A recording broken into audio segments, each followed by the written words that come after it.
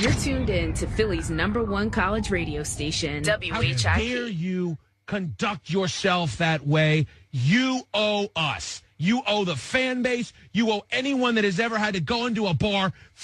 You owe us for having 50% Philadelphia Eagles fans in that stadium last night. Not 30%, 50. Get them. You're a joke from the top down. Every single person on that team deserves to lose their job today. Every single person. How dare you not turn in your keys? How dare you not go out to Ashburn and say, here's my key card?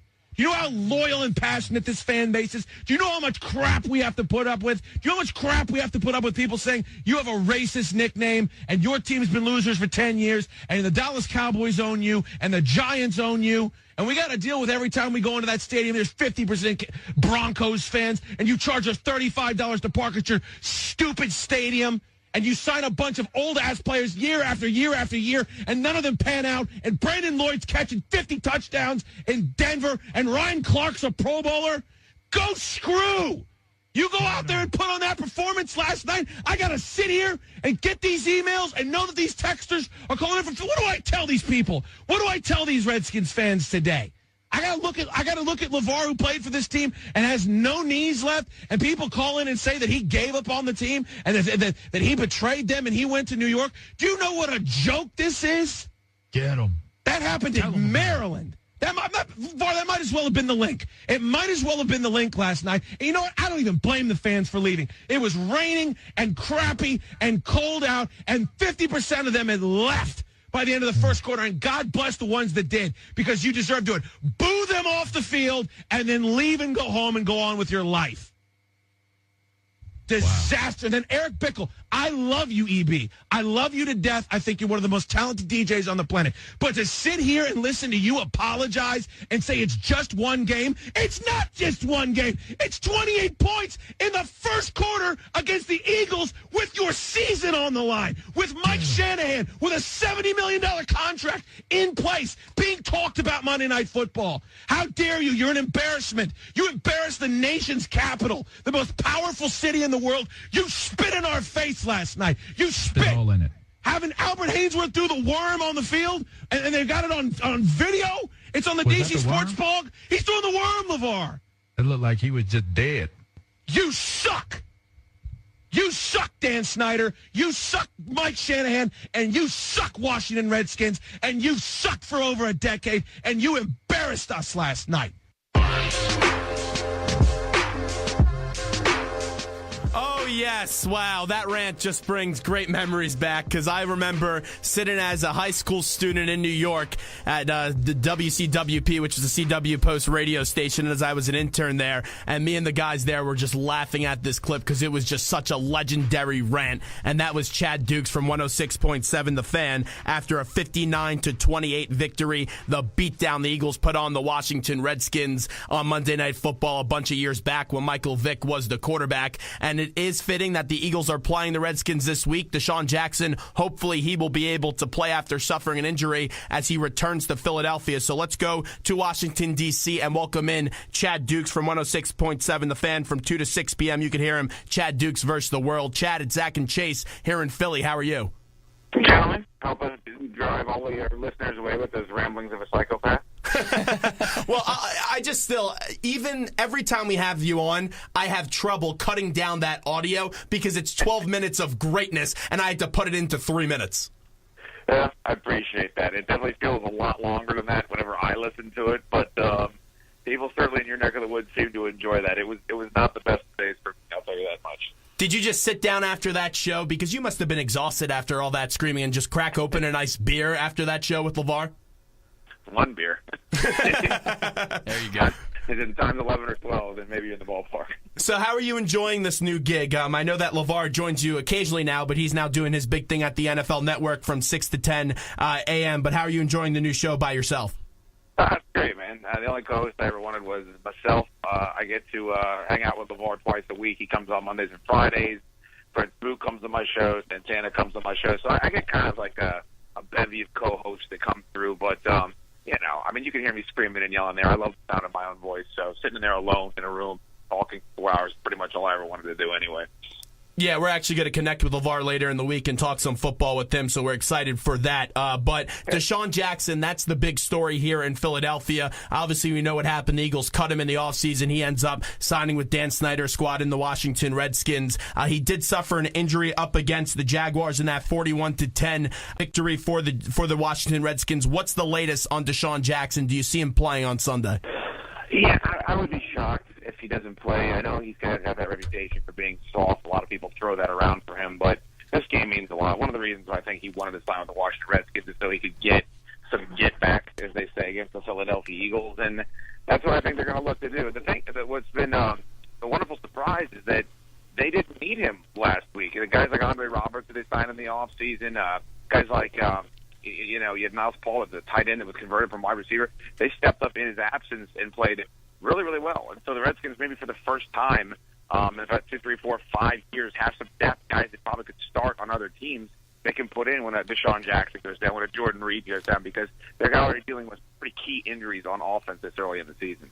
There were at times when Deshaun Jackson was here, he got himself into some trouble, and he was labeled a distraction. Through 2 games, he has 9 receptions for 81 yards, and that last game was short because of the injury. But how does Deshaun fit into that Washington Redskins culture and their locker room?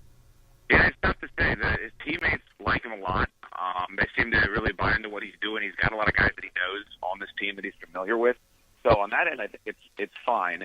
I'd like to kind of see him be utilized the way that Percy Harvin's being used in Seattle. I'd like to see him get the ball in space, bubble screens, maybe take some handoffs. I realize he's not the same body type as Harvin, but I think with Kirk Cousins in now, who's way more comfortable in this offense than Robert Griffin III, I think that if he does play, you're going to see it easier for him to get the ball and try to do something with it. It seemed like it was more of a difficult process week 1 against the Houston Texans defense. Chad Dukes joins us right now. Chad, it's Chase. Thanks for hopping on with us. Kirk Cousins comes in last week, and on his first or second play, he throws a touchdown after RG3 dislocates his ankle. And since that magical rookie year, RG3 has struggled to stay on the field. But in his limited opportunities, Kirk Cousins has looked pretty good. And I know he had a better preseason than Robert Griffin III, and Joe Theismann made some national headlines when he said if he was the coach, he would start Cousins over RG3. What's the vibe of the fan base, though, out there in D.C. With Kirk Cousins now getting the keys from Gruden and taking that job as starting quarterback?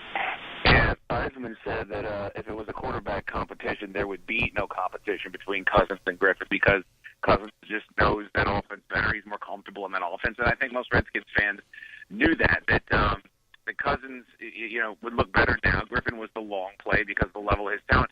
He just can't stay on the field. I think Redskins fans, I think Jay Gruden, I think the players in the locker room, I think they're excited because they realize that Cousins, he's not a world beater, he's not Tom Brady, but he knows the offense, he's confident, he's comfortable, he can move the ball. And the Redskins' rushing attack is one of the best in the league. Like, they don't always get a chance to implement it because they're down. But if they can get out there and establish a read and get Alfred Morris running downhill, get Roy Halou engaged, it's going to be a long day for anybody they play. And I think Cousins can do that. But the big factor here is not Cousins and Griffin, even though that's getting all the headlines. It's the defense. It's the addition of Jace Asher. It's the fact they had 10 sacks last week against the hapless Jacksonville Jaguars team. The defense is getting 3 and out.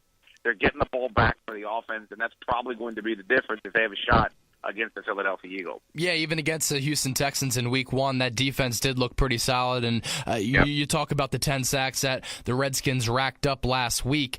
As you move into week 3, I know the Eagles have struggled in the first half, but they've put a bundle of points on the board in the second half. Where's your level of confidence with this Redskins defense as they get set to go up against the Philadelphia Eagles offense that's had a lot of success so far? Well, Philadelphia is a better team, I think, and a lot of people think that if that offense can get rolling in the first half of games, that they're probably the biggest threat to Seattle. But the big issue for me is that you can't play catch up in this league. You can't just go out there and think I'm going to bail myself out in the second half. Teams are too good. There's going to be a team out there that can put the brakes on you in the second half, and you're not going to be able to come from behind. The Eagles aren't completely together from what I've watched yet. And while Darren Sproles has been incredibly impressive, and LaShawn McCoy, I don't know what team can match up with those guys coming out of the backfield. I like the Redskins' chances. They can run the football. They can play defense. And if they're able to jump out on the lead like they were on Jacksonville, then I think they'll give themselves a shot in the second half, because I just don't think that your game plan should be, hey, no matter what we get in trouble we get into, we can win from coming from behind. That's not going to work with how much parity is in the NFL. I saw you tweet out during the Eagles game on Monday night that if Trent Richardson is having success against this Eagles defense running the football, then what can Alfred Morris do? You got to expect Jay Gruden to go run heavy on Sunday with Alfred Morris, given that Trent Richardson had a lot of success against that Eagles defense on the ground. I hope so. I mean, you guys see the way Trent Richardson has been kind of reacted to since he's been traded from the Browns to the Colts. He's been a joke, a punchline. People have used him as something to mock, and I thought he ran effectively. I thought that Ahmad Bradshaw ran effectively against that Philadelphia Eagles defense, and we got two guys that can go here in this league. We let Silas Red in, who was a guy that brought in that some people thought wouldn't make the team. He scored a touchdown, averaged over 4 yards a carry. The Redskins can run the football regardless of whether or not that Robert Griffin III is there. Jay Gruden didn't run the football enough against the Texans. He came out and admitted that. He's very open and candid and honest, and they jammed the ball down the Jacksonville Jaguars' throats. The only thing that could take them out of that is if Philadelphia jumps up 14, 17-point lead, which, of course, is very possible with that offense, but hopefully they'll have another one of their slow starts in the first half. We're spending a few minutes with Chad Dukes from 106.7 The Fan. You can catch him, Chad Dukes versus the World, from 2 to 6 p.m. Eastern Time. And Chad, I look at this Eagles offense, and you mentioned it. Hey, they have so many diverse options, whether it's Zach Ertz, the big pass-catching tight end. You have Riley Cooper out wide. Him and Nick Foles have a very good relationship. Jeremy Maclin is back from injuries. Hopefully he can stay healthy on the field. But we mentioned LaShawn McCoy or Darren Sproles. I call Darren Sproles the Energizer Bunny because through 2 games he's been the Eagles' offensive MVP. What have you noticed so far out of Sproles? Because he's really thrived so far in Chip Kelly's offense. I mean, it was great. I watched the Monday night game from gun to gun, and it just seemed whenever they needed a big play, Sproles was there. And McCoy came out there and said that he put the team on the back, after that game, and he did. I don't know how he does it. He's 31 years old. He's 5 foot nothing. He's 150 pounds. I don't know how he takes the pounding he does, but he's a difference maker. And you mentioned Ertz and Selleck. I mean, you're talking about mismatches here. If London Fletcher was still our middle linebacker, I would probably say this game was in the bag, but he's not. This team's got speed. In the middle now, Keenan Robinson. They got guys that can actually run with tight ends, run with running backs in the middle. Perry Riley. These are guys that are athletic, that can move around. So, yeah, it's not a great matchup for the Washington Redskins, but they should at least hopefully be able to contain the big plays, keep the game in front of them, and that'll give them a shot. And with those weapons, that's why when the Eagles did release Deshaun Jackson, I wasn't concerned for the Eagles, and I don't root for them. I'm a Patriots fan. But when I look at this Eagles team, there's just so many options that at least you knew 1 or 2 of those guys would have been able to replace the production of Deshaun Jackson that was left behind when he decided to sign with the Washington Redskins. Maybe. I mean, maybe you're right. But Deshaun Jackson is one of the most dynamic deep threats in the league. We haven't seen it yet in Washington, but just taking it from a Redskins fan who was murdered over and over again by that guy, I know that you got to kind of be professional. You got to downplay a loss like that. They had their reasons for letting him go, but maybe one of the reasons why they're struggling on offense in the first half is because of Deshaun Jackson. I don't know. We haven't seen the dividends that Philadelphia has yet, but I have noticed that from the coach to the fans on down, everybody seems to be downplaying that subtraction to that team, and I just don't know how you can do that.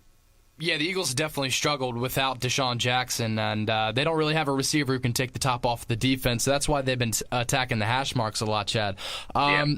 Just real quick, what are your thoughts on Jay Gruden so far and the job that he's done? It seems like he's overturned that culture in D.C., and it was a disaster with Mike Shanahan. I mean, the rift between him and the front office and him and the team was a pretty bad one. But what are your thoughts on Jay Gruden? Well, just from a media point of view, he is the polar opposite at the podium that Mike Shanahan was. He's honest. He criticizes himself. He criticizes the team.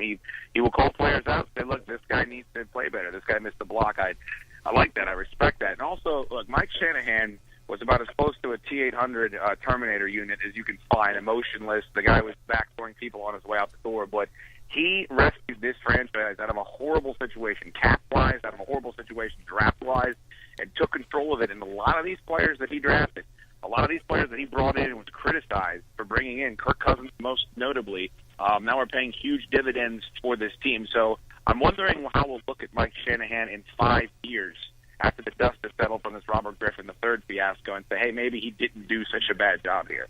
Before we let you go, as we're on the way out here with Chad Dukes from 106.7 The Fans, Redskins 1-1 coming into Lincoln Financial Field. We're trying to see if Deshaun Jackson will be good to go for Sundays. He tries to make his return to Eagles country in Redskins gear. But let me just ask you this real quickly. We touched upon the quarterbacks with RG3 and Kirk Cousins. Can you envision a possible scenario if Kirk Cousins plays well enough through this season that they say, hey, Kirk, we're going to go with you next year, or is this still going to be RG3's job if he's not able to get back on the field this year come next year? I mean, it's a what have you done for me lately league. And Robert Griffin III has had 3 major injuries by the time he's 24. Look, if the Redskins can figure out a way to beat Philadelphia, they got the Giants sitting there, and they can win that game. You're looking at 3-1 with they games stink. against Seattle and Arizona coming up. I mean, that's a big deal. And personally, I think that he only needs to keep them 500 or above, keep them in contention for a wild card spot to get a lot of consideration to be the starter. Just because if nothing else, you can't trust Griffin to stay on the field. The injuries they've been insurmountable at this point, and whether you're suspended, whether it's DWIs, whether it's whatever Ray Rice is going through, or injury, if you can't stay on the field, then you're not doing your team any good. Chad, we appreciate the time today. Thanks so much. Enjoy your show today, and we'll talk to you again real soon. Thanks, guys. Always a pleasure. Thanks, Chad Chad. Dukes right there from 106.7 The Fan. I always love talking to Chad because great interviews are really conversations, and what we just had with Chad Dukes was a great conversation. So time in the studio right now is 11:34. We'll take a quick break, and when we get back, we got to get into the whole Adrian Peterson mess. Zach Gelb, Chase Sr. here with you. We'll be back right after these short messages.